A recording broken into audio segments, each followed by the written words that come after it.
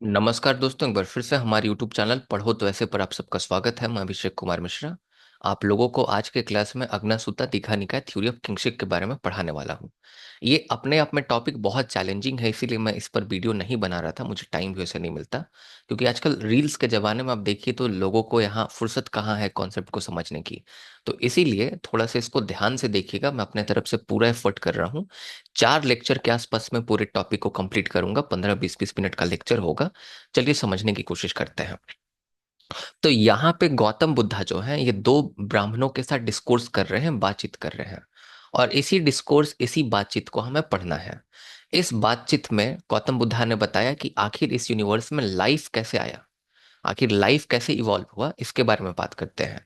आखिर जेंडर कैसे आया, मेल फीमेल लोग कैसे बने, डिफरेंट सोशल ऑर्डर कैसे आया, मतलब ये जो वर्ण व्यवस्था है वह कैसे धीरे धीरे आई, वह जन्म के आधार पर थी कि कर्म के आधार पर। आगे उन्होंने थ्योरी ऑफ किंगशिप के बारे में भी बताया, जो कि हमारे पॉलिटिकल साइंस स्टूडेंट्स के लिए काफी इंपॉर्टेंट है। लेकिन उन्होंने जो कॉस्मिक ऑर्डर के बारे में बताया कि किस तरह से व्यवस्थाएं बनी, किस तरह से ह्यूमन लाइफ इवॉल्व हुआ, ये भी हमारे लिए उतना ही इंपॉर्टेंट है। तो आज के लेक्चर में हम वो डिस्कस करने वाले हैं। तो इस तरह से हम लोग अपना लेक्चर आगे चलाएंगे। फिर वो जो है अपना एलिमेंट्स ऑफ स्टेट के बारे में बात करते हैं। जैसे कौटिल्य का है ना सप्तंग थ्योरी, उसी तरह से गौतम बुद्धा का भी अपना सप्तंग थ्योरी है, उसको आगे के लेक्चर्स में देखने की कोशिश करेंगे। तो यहाँ पे दो ब्राह्मण जो है उनके मन में इच्छा जागृत होती है, क्योंकि बुद्धिज्म जब अपने टाइम पीरियड में था तो बुद्धिज्म जो है वो काफी फेमस हो गया था। और बहुत सारे जो ब्राह्मण्स थे वो भी अपने जो है ब्राह्मणिज्म रिलीजन को छोड़कर बुद्धिज्म की ओर आगे बढ़ रहे थे। तो दो ब्राह्मणों के मन में सन्यास को धारण करने की, सन्यासी बनने की इच्छा जागृत होती है। वो सोचते हैं कि चलो हम लोग सन्यासी बनते हैं।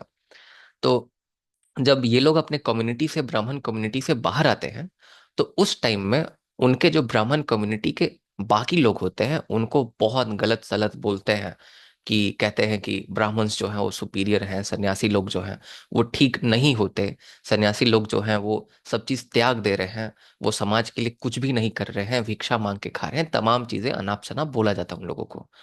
तो ये लोग पहली बात तो सन्यास धारण करने आए हैं गौतम बुद्धा के पास। लेकिन इनके मन में प्रश्न है कि क्या सच में जो सन्यासी होते हैं इतने बुरे होते हैं जैसे उनके ब्राह्मण कम्युनिटी ने उनको बताया? जो बौद्धिस्ट मॉन्क होते हैं क्या सच में इतने बुरे होते हैं? बहुत सारे प्रश्न जो है इन दो ब्राह्मणों के मन में आते हैं। अब इन ब्राह्मणों का नाम कहीं आपको लिखा हुआ देखने को नहीं मिलेगा। इन ब्राह्मणों के गोत्र दिए हुए हैं, ब्राह्मण्स के गोत्र होते हैं। तो अगर आप देखिएगा, इनफैक्ट सभी जातियों में गोत्र का कॉन्सेप्ट होता है, अगर आप देखिएगा ऑलमोस्ट हिंदुइज्म में। तो मैं कभी बाद में बताऊंगा गोत्र का मतलब क्या होता है। देखिए, गोत्र का मतलब होता है कि बहुत सारे महान ऋषि हुए थे हमारे पास्ट में। तो जो बहुत सारे महान ऋषि थे उसमें से आपने किससे दीक्षित हुए, आपने किससे गुरु ज्ञान लिया। हम लोगों के हिंदुइज्म में क्या होता है कि एक दीक्षा की प्रथा होती है। आप एक मंत्र लेते हैं, ज्ञान लेते हैं। तो आपने किसके, लाइक किससे आपने वो दीक्षा प्राप्त किया? लाइक गुरु वशिष्ठ से आपने लाइक दीक्षा प्राप्त किया, या उनके जो स्टूडेंट्स थे उनके डिसाइपल से आपने दीक्षा प्राप्त किया? अब ऐसा तो नहीं हो सकता कि गुरु वशिष्ठ सबको जाके पर्सनली दीक्षा दिए हो सकता है उनके जो डिसाइपल हो, उनके जो शिष्य हो, उन्होंने आपको दीक्षा दिया हो।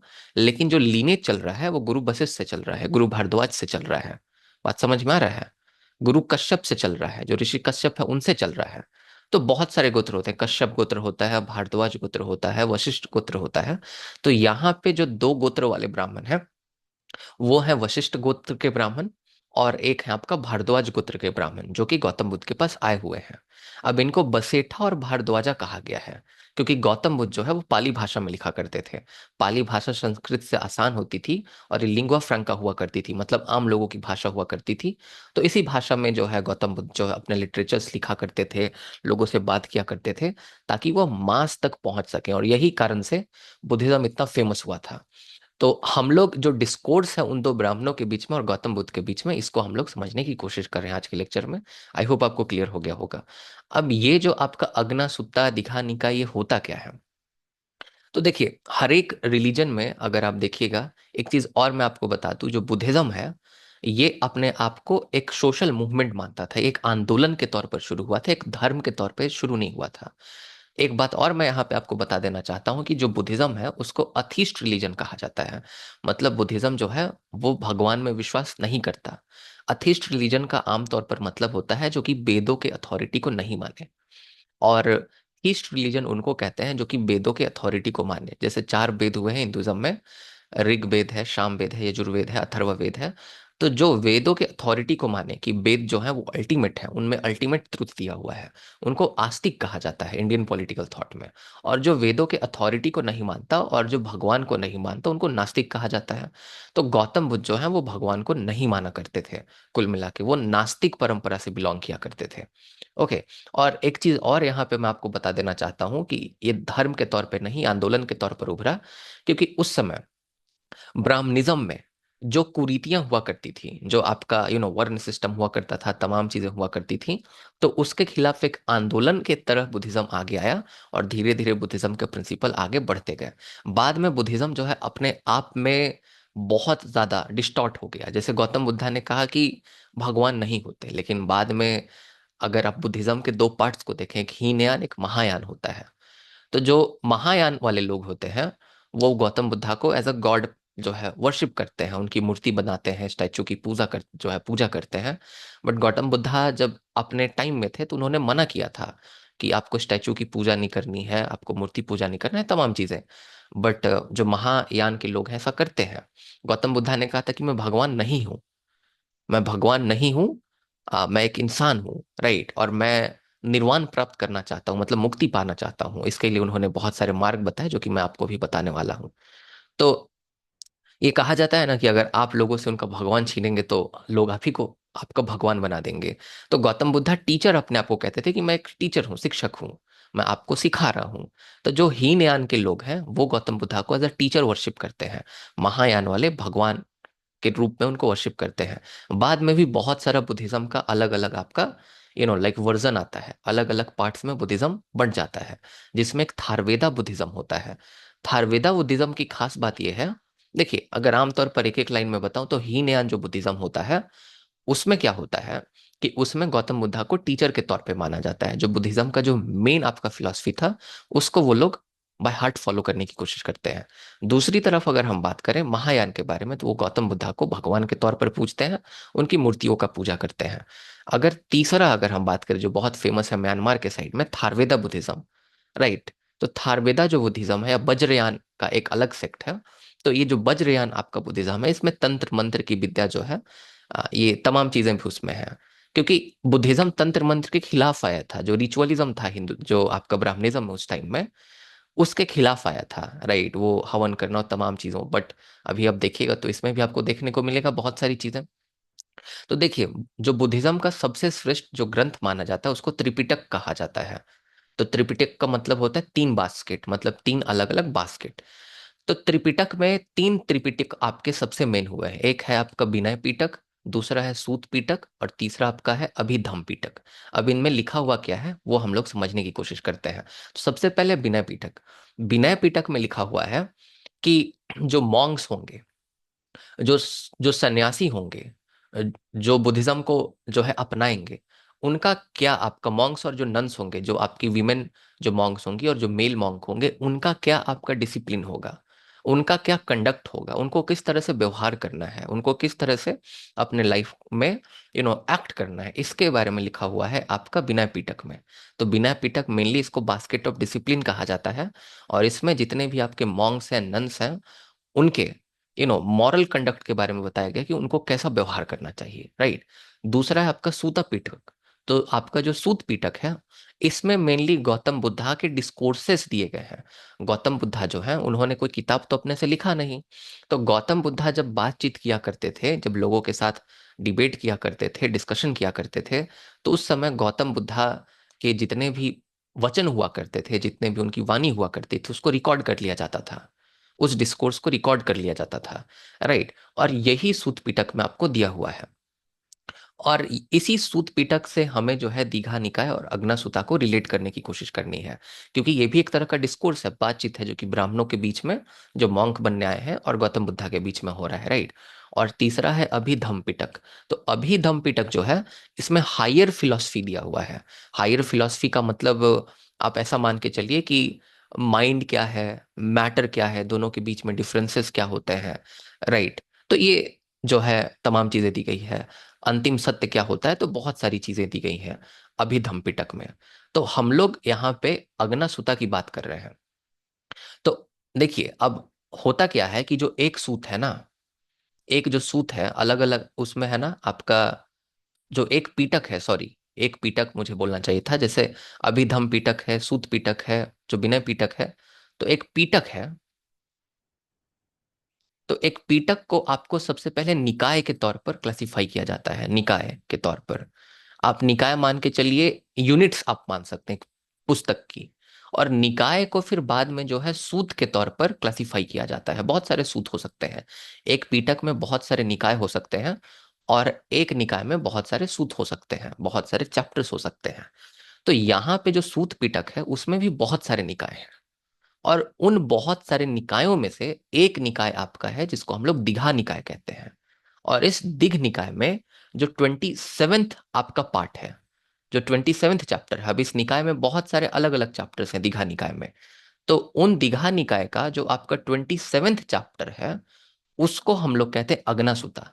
और इसी अग्नासुता में उन ब्राह्मणों और गौतम बुद्ध के बीच में डिस्कशन को दिया गया है। तो आई होप आपको समझ में आया कि अग्नासुता और दीघा निकाय होता क्या है। ओके, तो अग्नासुता जो है ये 27 सूत है आपका दीघा निकाय का। और दीघा निकाय कहाँ आपको मिलेगा, तो दीघा निकाय आपको मिलेगा सूत पिटक में, राइट, जो कि आपका त्रिपिटक का एक पार्ट है। अब यहाँ पे एक चीज और मैं आपको बताना चाहूंगा। ओके, तो दीघा निकाय जो है वो पहला निकाय है सूत पिटक का। और दीघा निकाय में टोटल आपके 34 सूत आपको देखने को मिलेंगे, अलग अलग डिस्कोर्सेस। उसमें से 27th जो डिस्कोर्स है ये आपका जो है अग्नासुता है। होप आपको इतना क्लियर हुआ होगा कि आखिर ये दीघा निकाय और अग्नासुता होता क्या है।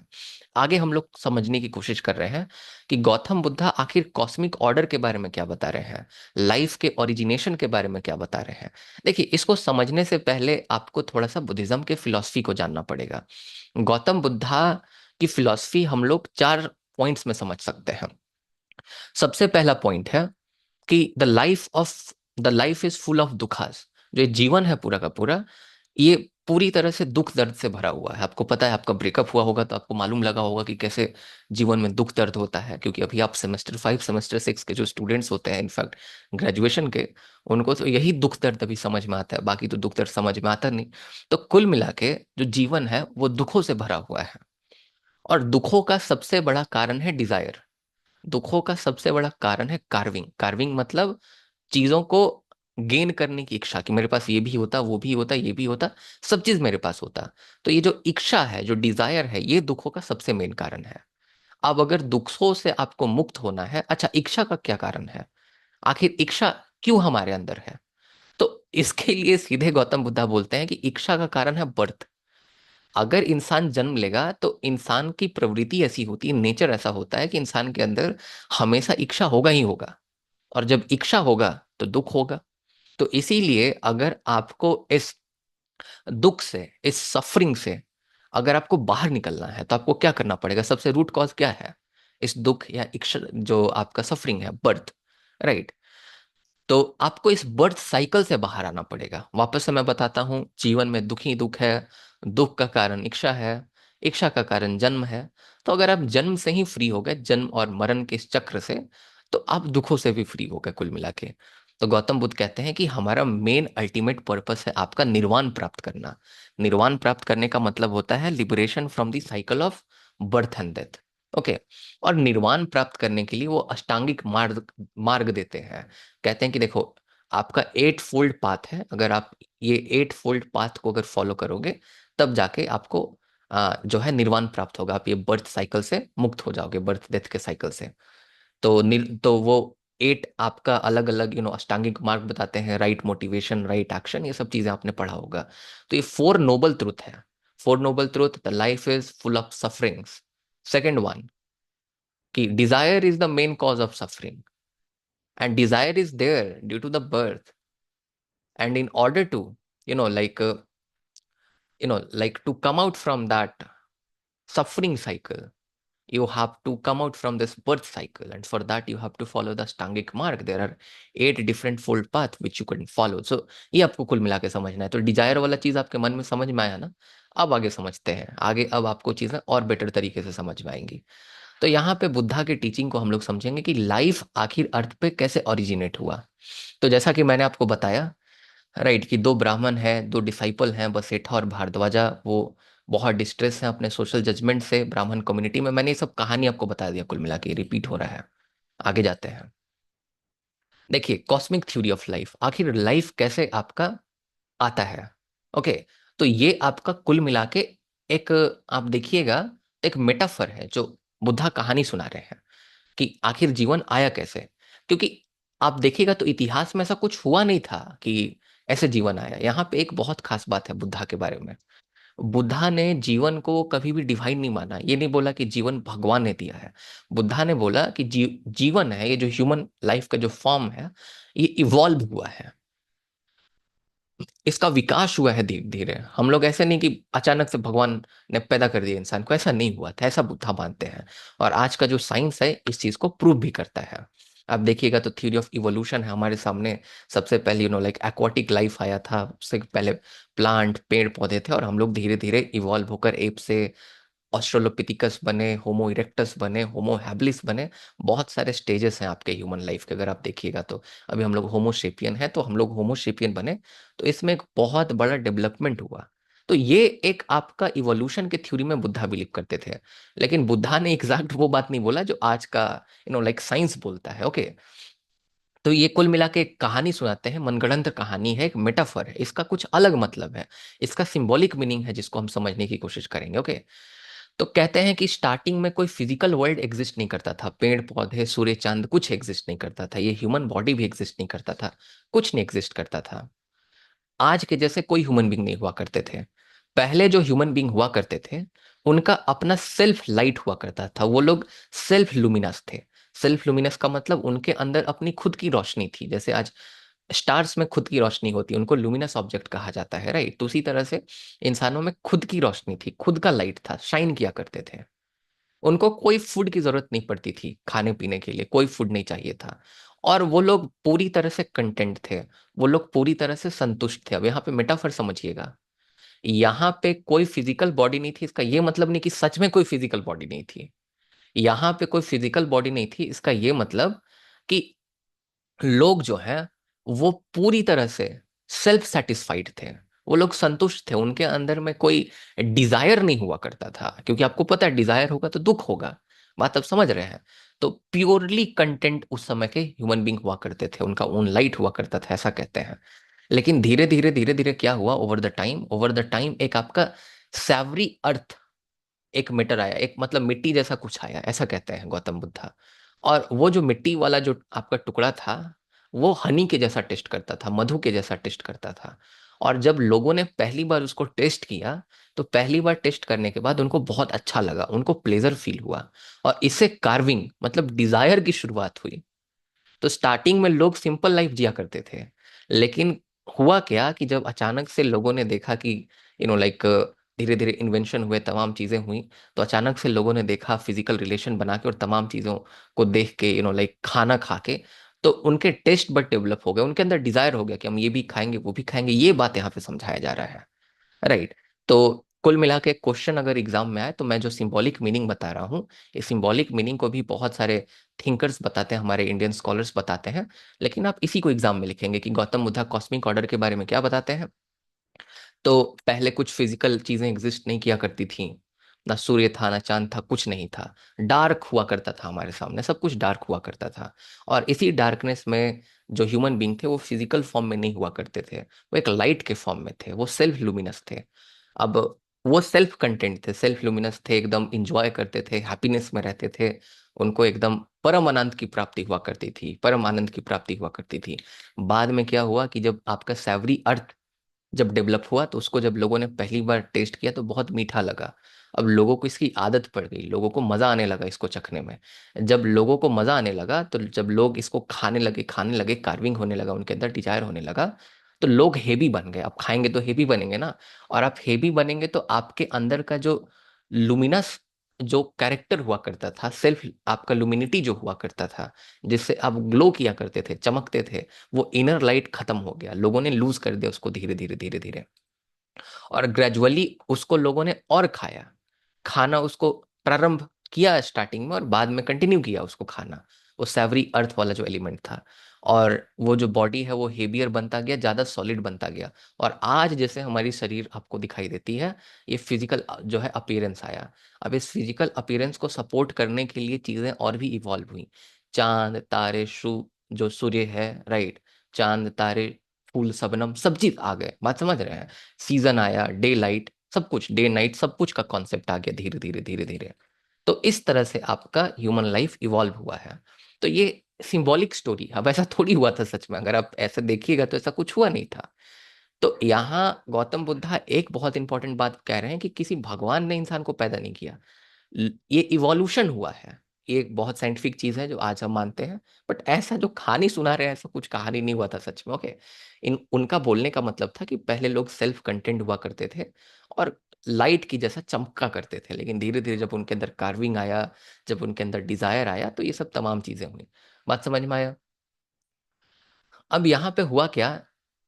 अब पहली बार तो वो फर्स्ट आपका सैवरी अर्थ आया। सैवरी अर्थ मतलब वो जो मीठा वाला चीज जो आया था सबसे पहले अर्थ पर उत्पन्न हुआ था। अब उसको आने के बाद क्योंकि फिजिकल चीजें धीरे धीरे आ गई, तो अलग अलग और भी चीजें आपका अपीयर होने लगी जिसको खा सकते हैं। जैसे फंजाई आया या फंगी आया, आप कैसे भी कह सकते हैं। बहुत सारे क्रीपर्स आए। क्रीपर्स आप जानते हैं ना, बहुत सारे लाइक फल फूल आए, आप ऐसा मान सकते हैं। और लोगों ने उसको खाना कंटिन्यू किया। तो गौतम बुद्ध कहते हैं कि जो जैसा खान पान रखेगा, जो जैसा खाए पिएगा, उस तरह का उसका कैरेक्टर बनेगा, उसका फिजिकल अपीयरेंस बनेगा। तो लोगों ने जो जैसा खाया उस तरह वो बन गए। तो कुछ लोग ज्यादा सुंदर बन गए, कुछ लोग ऑर्डिनरी रह गए और कुछ लोग कुरूप बन गए। तो जब कुछ लोग ज्यादा सुंदर बन गए और कुछ लोग जब ऑर्डिनरी रह गए और कुछ लोग कुरूप हो गए, तो जो सुंदर लोग थे उनके अंदर सोशल कंपैरिजन आ गया। उनको लगने लगा, उनके अंदर ईगो आ गया कि अरे हम तो थोड़ा ज्यादा स्मार्ट लगते हैं, गोरे हैं। बात समझ रहे हैं? और बाकी जो लोग हैं उनके अंदर इंफीरियर कॉम्प्लेक्स आने लगा कि अरे हम तो थोड़े से कुरूप लगते हैं, ऐसा करके। बात समझ में आया? तो जिन लोगों को लगा कि हम बहुत अच्छा दिखते हैं, उन्होंने दूसरों को नीचा दिखाने लगा। और ये लोग अपने ईगो प्राइड डिस्क्रिमिनेशन, यहीं से चीजें जो शुरू हुई। और जब ये ईगो प्राइड डिस्क्रिमिनेशन शुरू हुआ, तो यहीं से आपका ह्यूमन कॉन्फ्लिक्ट शुरू हुआ। राइट, जब उन्होंने एक बार अपने आप को कंपेयर करना शुरू किया, तो नेगेटिव फीलिंग जैसे सुपीरियोरिटी की, हम बड़े तुम छोटे, या जेलेसी, ऐसी फीलिंग आई। इस तरह से धीरे धीरे फीलिंग आती है। इसी तरह से जब लोगों ने उस और भी चीजों को खाना शुरू किया, सबसे पहले तो सैवरी अर्थ आया, उसके बाद फंगी क्रीपर्स आए, और भी बहुत सारी चीजें आई। तो जब लोगों ने उसको खाना और शुरू किया, कंटिन्यू किया, तो धीरे धीरे फिजिकल ट्रेट्स भी लोगों के बदले। कुछ लोगों के जो बॉडी पार्ट्स से अलग तरह से इवॉल्व हुए और कुछ लोगों के बॉडी पार्ट्स अलग तरह से इवॉल्व हुए। तो कुछ लोगों के बॉडी पार्ट अलग तरह से लाइक इवॉल्व हुए, आप जानते हैं किस तरह से इवॉल्व हुए होंगे। वो मेल के कुछ अलग बॉडी पार्ट्स थे और फीमेल के कुछ अलग बॉडी पार्ट थे, तो वही खाना कंटिन्यू रखा, उन्होंने अलग अलग चीजें खाई। तो यहाँ से मेल और फीमेल ये जो है आते हैं। अब आप देखिए, ये अपने आप में एकदम ही लॉजिकल कहानी है, राइट। अब इससे क्या हुआ? इससे जब मेल फीमेल जब आ गए, तो मेल फीमेल ने आपस में महसूस किया फिजिकल अट्रैक्शन, राइट, और डिजायर। वो लोग आपस में एक दूसरे के साथ नेचुरली एक दूसरे के साथ आना चाहते थे, एक साथ आना चाहते थे। अब जब एक साथ वो लोग आना चाहते थे, तो जब लोग एक साथ आते हैं, आप देखते हैं ना पार्क वार्क में कुछ होते रहता है, तो बाकी लोग उनको क्रिटिसाइज करते हैं, कहते हैं कितना गंदे इंसान हो तुम, सिंपल इंसान हो एकदम तुम। तो इसी तरह से कुल मिला के बात हुआ।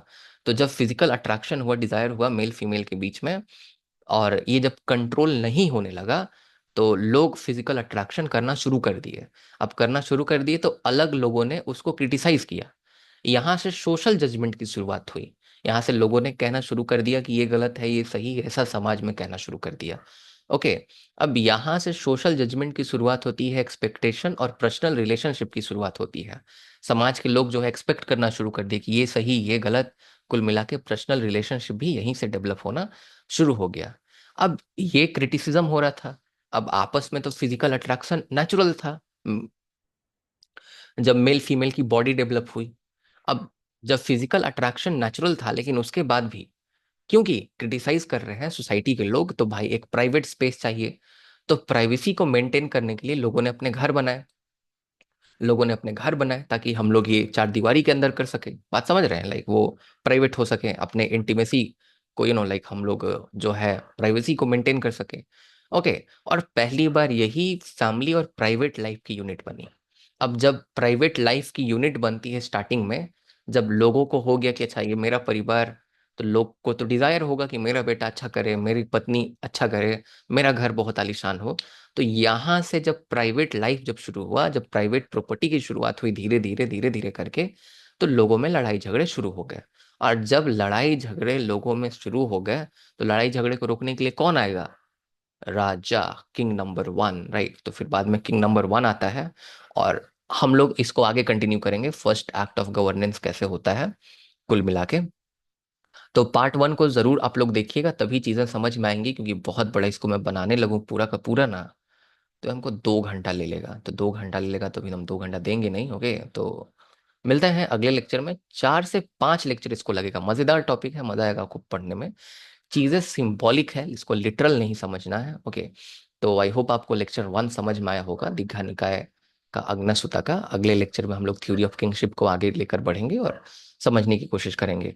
अगर आप सीयूईटी पीजी की तैयारी कर रहे हैं तो आप पढ़ो तो ऐसे ऐप को डाउनलोड करके वहां से कोर्स खरीद सकते हैं। आपको बेस्ट कोर्स सीयूईटी पीजी का मिलेगा। अगर आपके पास पैसे का अभाव है तो हमारे पास टेस्ट सीरीज है। टेस्ट सीरीज में हम लोग आपको 10 फुल मॉक्स प्रोवाइड कर रहे हैं, 11 थीम वाइज मॉक प्रोवाइड कर रहे हैं। आपको 2004 से 2024 तक के जो नेट जेआरएफ के क्वेश्चन पेपर है उसका एनालिसिस का वीडियो आपको प्रोवाइड कर रहे हैं, जो कि मस्ट होता है जेएनयू जाने के लिए, डीयू जाने के लिए। आप ये कोर्स को कॉटन यूनिवर्सिटी में एडमिशन के लिए, गुवाहाटी यूनिवर्सिटी में एडमिशन के लिए, सीपीईटी उड़ीसा के लिए, आप किसी भी एम एंट्रेंस एग्जामिनेशन के लिए, एसएयू के लिए ले सकते हैं। जामिया मिलिया इस्लामिया के लिए एक कोर्स है सीयूईटी पीजी का, उसमें सभी चीज़ों को हमने कवर किया है। अगर आप भविष्य में नेट की तैयारी करना चाहते हैं तो हमारे पास आइएगा। मैं खुद 3 बार नेट जेआरएफ क्वालिफाइड हूँ। ये अब जिससे पढ़ेंगे 3 बार तो नेट जेआरएफ क्वालिफाइड नहीं ही होगा। चलिए, बहुत बहुत धन्यवाद। और जल्दी से हम लोग 50,000 अचीव करने वाले हैं। जल्दी से सब्सक्राइब कर दीजिए चैनल को, लाइक कर दीजिए, थोड़ा मोटिवेट कीजिए, क्योंकि मैं यूएस में पढ़ाता हूं तो मुझे यूट्यूब पे आने का मन नहीं करता। थोड़ा सा मोटिवेट करेंगे तो मे बी मैं और आपके लिए वीडियोस बनाऊं। बहुत बहुत धन्यवाद। आप सबका दिन शुभ हो।